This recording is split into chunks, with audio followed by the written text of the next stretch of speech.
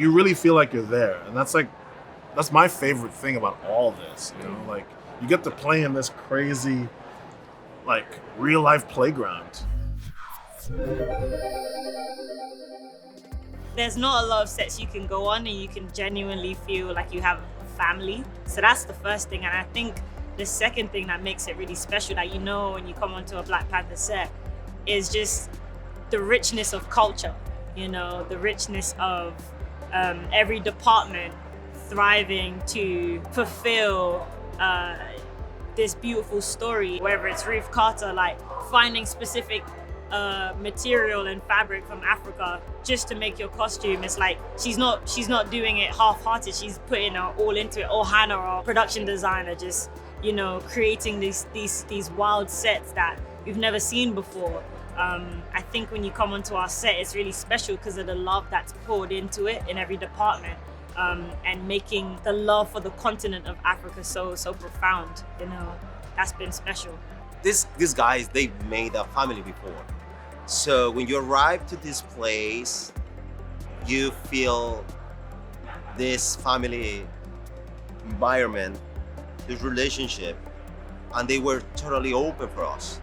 They were waiting for us, And you go there, you go to the set the first time, and multiple times, and every single time you feel like you are safe. You are in a safe place with people that all these people is giving their best, and at the same time is helping you to create, to be part of.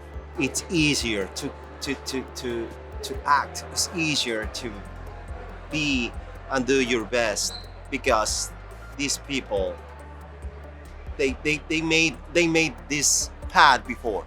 I think what's super cool about like the Marvel projects is just like the scale, man. Like if you have to do something, they build it. In the first movie where you see that action scene where they're in the rainforest and they're trying to save those girls, people thought that was really somewhere in Africa, but that was really just in the studio. They imported red clay and like built a rainforest. And a lot of the water things that you see, like they really built those things. A lot of those big set pieces, the waterfall, they built that. So it's really cool being on these sets where they invest in our ability to kind of like imagine these spaces. So like you really feel like you're there. And that's my favorite thing about all this. Like you get to play in this crazy, like real life playground. And good friends we've lost along the way. In this great future, you can't forget your past. So dry your tears, I say. Tenoch Huerta's crazy. Yeah. Tenoch Huerta's wild. Like I love Jabari Land. Jabari Land is also very specific because it has a lot of wood, and the interesting things they do with wood in the spaces is just it's gorgeous. Like it's just, you never think they deal with a lot of like negative space, positive space, all that stuff, but Tenoch Huerta is fire. Yeah, they made a research about it, a serious research with some people from the region, scholars, and they made it, they made it. And those people were on set too. Yeah. So they had actual people on set, like consultants, like ethnic consultants, really talking about like how things would work, how the language, because you did a lot of language work. Totally. Yeah, and they were really respectful with that process, and they did it so well.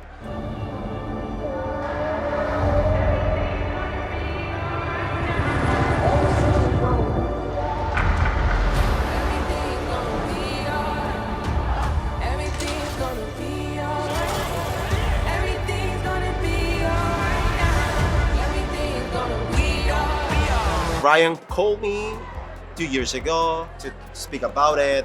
The Zoom was frozen for a time. Then he's back and said, "So, what do you think?"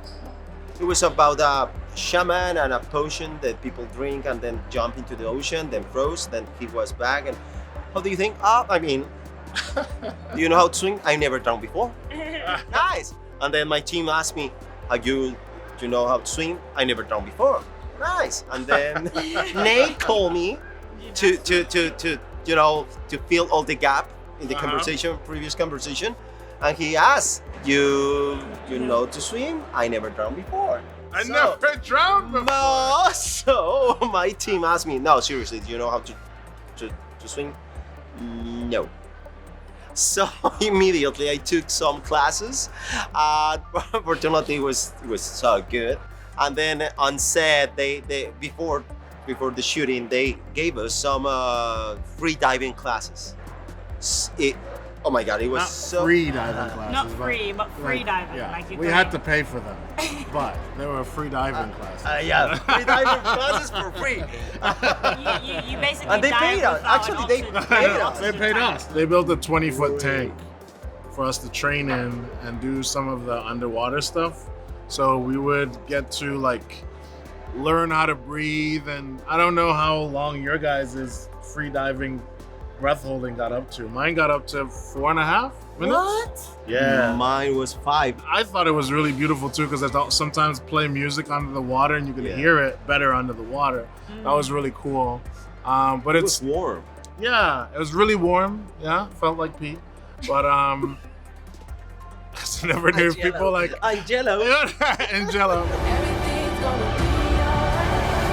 Everything's gonna be I am queen of the most powerful nation in the world, and my entire family is gone.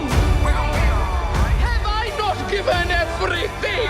everything's gonna be alright. The first time I read the script, it was really surreal because we are entering the world that we just came from, like the world that we put out into the universe and hoping people like it, and they do. So it was just like the stakes were higher, and I was just impressed by that, and I was impressed by the worlds coming together. I was impressed by two cultures like coming together to intertwine, and I was really, really excited for the supporters to see that. We read a lot of scripts as actors. Like you read a lot of scripts, and not all scripts are made equal. And the thing that always surprises me with a Black Panther script is just how well it reads. So I'll read the story, and it's composed so well. Like what Ryan does, what Joe does. Like it's always composed so well. You sit there and you make it through the entire story in one sitting. I have a little bit of ADD, so like if something doesn't pull my attention, I'm like making a sandwich. I'm like, flipping through my phone and going back and reading, or reading a section over and over. The Black Panther script, when I first read it, I was like, this is incredible. The set pieces really convey a lot of story, and they have a really interesting, wonderful way of like knowing what's gonna hit you here, right? They know because you're attached to these characters, you see them as real people. So when they're in pain, you're in pain. When they triumph, you triumph. And it's like we don't have villains, like we have antagonists. We have people who just want different stuff. And they like go head to head with the people who are the heroes who want something else. But you don't go, that's a bad dude. You go, oh, I kind of understand what this dude's talking about. I understand what she means. I understand what he means. I understand what they mean. Like, it's never black and white. I feel what Ryan and Joe do really well is live inside the gray areas, and that hit me the first time. They keep going with the script, and every version is better and better and better. And when you go to set, you do something, you make a scene or whatever. Next time, what you discovered that scene is in the next version. It affects the next version, so it's alive. because you have a writer and you have a director, they are aware and they are there and they are looking at this child growing up and they take it and they, I don't know, it's fantastic because it's an alive process. It's a living script, Yeah. like he says. It's very much, yeah.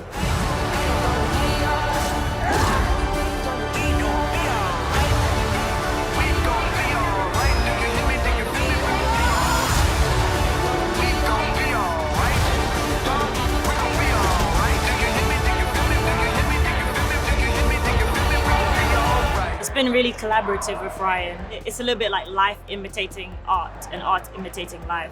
He took everything that I was feeling and processing just as a human being in this situation, and he put it into Shuri, and we follow that in a way that's really relatable. And I just found that to be refreshing, that he wasn't saying, hey, I want you to come on set and do something. He's like, where are you at and how can we combine and make the character parallel to how you're feeling, and it allowed me to have a vessel to pour what I was feeling into this character. So I really respect him for that, like using what was there and being open to ideas and ways in which I may have wanted it to sound different or say it differently. He's incredibly collaborative and very sensitive. If something doesn't feel right, he would note it. He'd be like, does that feel right? Does that feel wrong? I'm like, yeah. It's like, okay, let's change it. So I really love him for that. He's so invested into the story, do you know what I mean? Like, and to have a director that's so invested means a lot, because some people don't care, you know, and it's hard when that happens, but he cares throughout.